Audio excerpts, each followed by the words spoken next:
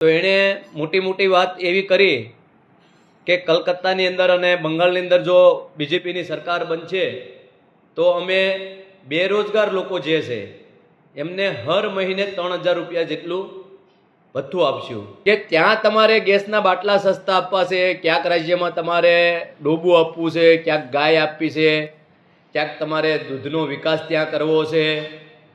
તો આ ગુજરાતે તમારું શું લઈ ખાધું છે? ગુજરાતની જનતાએ તમારું શું ખરાબ કર્યું છે? એટલે તમે બંગાળની અંદર બધી જ રેવડી આપશો, ગુજરાતમાં કંઈ નથી દેવું? બંગાળની જ જનતા એવું માને છે કે ભાઈ હવે અમારે પરિવર્તન જોઈએ છે। ગુજરાતની જનતા ક્યારે પરિવર્તનિત છે? ભ્રષ્ટાચાર ખૂબ માજા મૂકી છે ગુજરાતની અંદર, પુલિયા પડી જાય। સારું છે કે આ લોકોએ ડેમ નથી બાંધ્યા, નકર ગામડાઓ પણ તળાઈ જાય। બાટલો માથે લઈને ફરતી હતી મનમોહન વખતે, બાટલો અત્યારે 1000નો મળે છે। ક્યાં ખોવાઈ ગયા સ્મૃતિ ઈરાની?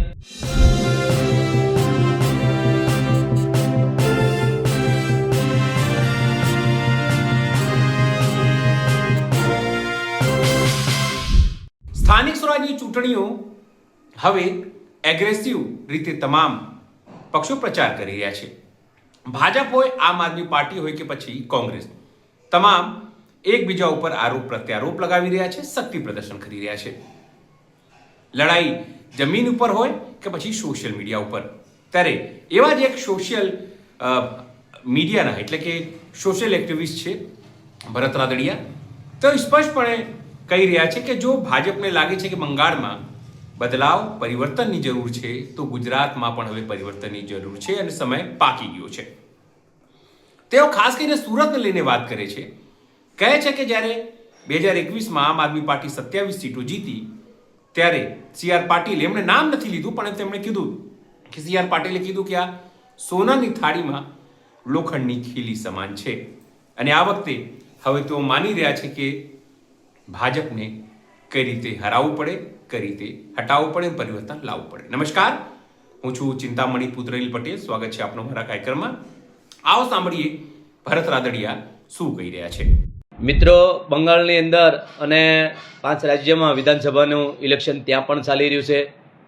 ગુજરાતની અંદર પણ મહાનગરપાલિકા, પાલિકાઓ અને જિલ્લા પંચાયત, તાલુકા પંચાયતનું ઇલેક્શનની તડામાર તૈયારીઓ ચાલુ છે અને ફોર્મ ભરવાની પણ વિધિઓ ચાલુ છે।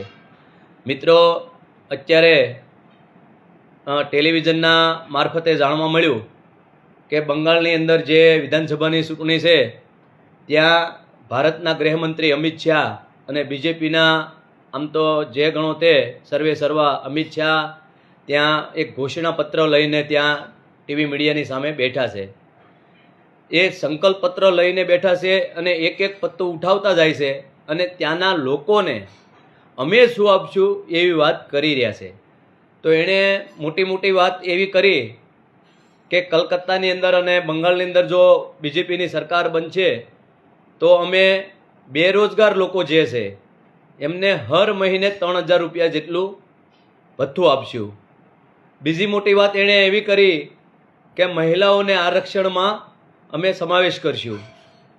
ત્રીજી વાત એમણે એવી કરી કે બંગાળની જનતા ખૂબ જ નારાજ છે મમતાથી અને લોકો પરિવર્તન ઈચ્છે છે। મિત્રો, છેલ્લા 10 વર્ષથી મમતાની સરકાર છે, ત્યાં ગુજરાતમાં 28 વર્ષથી છે, 1995થી લઈને હાલમાં પણ એમની સરકાર છે। તો મિત્રો, આજે મને એટલા માટે યાદ આવ્યું કે ત્યાં તમારે ગેસના બાટલા સસ્તા આપવા છે, ક્યાંક રાજ્યમાં તમારે ડોબું આપવું છે, ક્યાંક ગાય આપવી છે, ક્યાંક તમારે દૂધનો વિકાસ ત્યાં કરવો છે। તો આ ગુજરાતે તમારું શું લઈ ખાધું છે? ગુજરાતની જનતાએ તમારું શું ખરાબ કર્યું છે? એક ધારું તમને શાસન આપ્યું છે, એક ધારા તમને ગ્રામ સરપંચથી માંડીને તાલુકા પંચાયત, જિલ્લા પંચાયત, કોર્પોરેશન, ધારાસભ્યો, સાંસદ સુધી તમને જો સત્તા આપી હોય તો તમે બાકીના રાજ્યમાં જે ફ્રી રેવડી વેચો છો તો ગુજરાતની જનતાને વીજળી બિલમાં તો રાહત આપો। ગુજરાતની જનતાને ડાયમંડ ઇન્ડસ્ટ્રીઝનો ધંધો હાવ પતી ગયો છે, એમાં તો વીજળીમાં રાહત આપો તો શેઠિયાઓ કંઈક પગાર જે ભાવ વધારે હીરાવાળાને, તો કારીગરોને ફાયદો થાય। તમે જે વાત કરી હતી કે ગુજરાતની અંદર જે મોટી મહામારી આવી અને રત્ન કલાકારો જ્યારે આત્મહત્યાઓ કરતા હતા ત્યારે ગુજરાત સરકારે પણ એક એવું બહાર પાડેલું કે ભાઈ દરેક રત્ન કલાકારોને અમુક રકમ મળશે। એમના જે બાળકો ભણતા હોય એમની ફીસ ભરવા માટે એ પણ પ્રોસિજરમાં હજી સુધીમાં કોઈ લોકોને બહુ રૂપિયા મળેલા નથી. કારણ કે ડાયમંડ સાથે સંકળાયેલા રત્ન કલાકારો જે છે, સુરતના હોય કે સૌરાષ્ટ્રના ઘણા બધા ગામડાઓમાં, અમદાવાદમાં પણ હીરાના કારખાના હાલે છે, ત્યાં 3 લાખ કારીગરો હોવા છતાંય 5,000 લોકોના બાળકોને ફીસના પૈસા નથી મળ્યા. એટલે તમે બંગાળની અંદર બધી જ રેવડી આપશો, ગુજરાતમાં કંઈ નથી દેવું. બંગાળની જ જનતા એવું માને છે કે ભાઈ હવે અમારે પરિવર્તન જોઈએ છે. ગુજરાતની જનતા ક્યારે પરિવર્તન ઈચ્છશે? એટલે મિત્રો, ગુજરાતની અંદર અત્યારે તમારી પાસે મોકો છે કે ગુજરાતની અંદર સોનાની થાળીમાં લોખંડનો ખીલો મારવાનો, તમારા હાથમાં ખીલો અને હથોડો રાખવાની અત્યારે જરૂર છે મિત્રો. 5 વર્ષ પહેલાં એક કદાવર નેતાનું એવું નિવેદન હતું કે સુરતની અંદર 27 સીટ આવી અને એણે નિવેદન કર્યું કે સુરતની જનતાએ સોનાની થાળીમાં ખીલો ઠોક્યો છે. એટલે એનો મતલબ એવો થાય કે એમની સોનાની થાળી હતી. મારે ને તમારે તો ઠોસરામાં ખાવાનું છે, સ્ટીલના હોય કે તીનના ઠોસરા હોય એમાં, પણ એના માટે સોનાની થાળી છે, આપણો વોટ. એમની બહુમતી, એમનું કાયમિક શાસન ટકી રહે, એટલે એના માટે એ સોનાની થાળી હતી. એટલા માટે મિત્રો હું તમને કહું છું વરાઘડીએ કે તમે થોડુંક સમજો. કાપડ ઇન્ડસ્ટ્રીઝને પતાવવામાં હાથ હતો, હીરાના ડાયમંડ ધંધાને પતાવવામાં આનો હાથ હતો. હજારો ઇન્ડસ્ટ્રી ગુજરાતની અંદર બંધ થઈ ગઈ છે. અમુક સીમિત લોકોના હાથમાં આખો ગુજરાતનો વહીવટ જતો રહ્યો છે, મોટી કોર્પોરેટ કંપનીના હાથમાં. તો મિત્રો, જે મધ્યમ વર્ગથી નીચે છે, મધ્યમ વર્ગ છે, એનું શું? વીજળીના લાઇટ બિલ ખૂબ ઊંચા આવે છે. ટોરન્ટ કંપની આજે જેમ ફાવે એમ લૂંટી રહી છે. ત્યાર પછી ઘણી બધી કંપનીઓ લૂંટફાટ મચાવી રહી છે. ભ્રષ્ટાચાર ખૂબ માજા મૂકી છે ગુજરાતની અંદર. પુલિયા પડી જાય. સારું છે કે આ લોકોએ ડેમ નથી બાંધ્યા, નકર ગામડાઓ પણ તળાઈ જાય.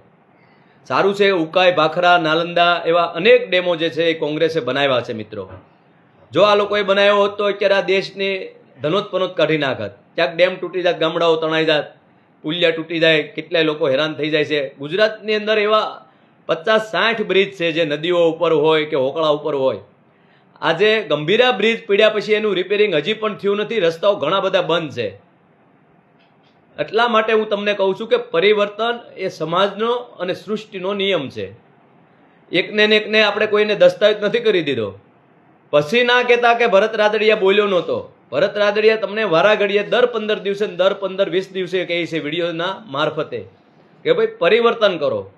પરિવર્તન એ આખી સૃષ્ટિનો નિયમ છે.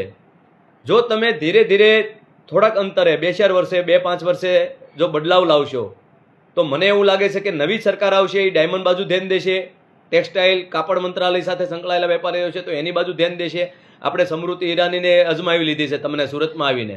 દર સુરને આવેલા સમૃદ્ધિ ઈરાની આવી જતી હતી, હવે ખોવાઈ ગઈ છે. બાટલો માથે લઈને ફરતી હતી મનમોહન વખતે, બાટલો અત્યારે 1000નો મળે છે. ક્યાં ખોવાઈ ગયા સમૃદ્ધિ ઈરાની? એટલે મિત્રો, આવા સંકલ્પ પત્રો આ લોકો કરે છે, લોલીપોપ આપે છે વર્ષોથી. હવે અહીંયા પણ પરિવર્તન ઈચ્છે છે અને પાટીદાર ખૂબ દુઃખી છે. પાટીદાર ગુજરાતનો આખો સમાજ જે રૂપિયાવાળા છે, પૈસાવાળા છે, એ કાંઈ બોલી શકતા નથી.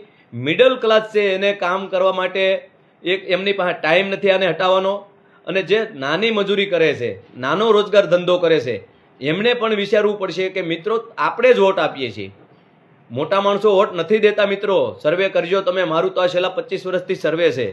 મોટા માણસોના ઘરમાંથી કોઈ પણ વોટ કરવા જતું નથી. ફક્ત પુરુષો ત્યાં વોટ કરતા હોય છે અને બાકીના જે નાના લોકો હોય, જે 20-25 હજાર રૂપિયા કામતા હોય, એ લોકો લાઈન લગાવે છે વોટ દેવા. વોટ દેવાની ના નથી.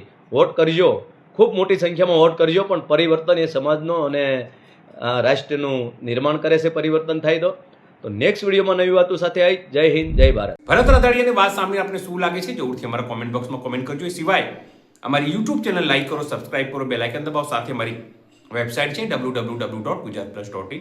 ત્યાં પણ જઈને તમે વધુ અપડેટ થઈ શકો છો. અત્યાર માટે બસ આટલું જ. નમસ્કાર.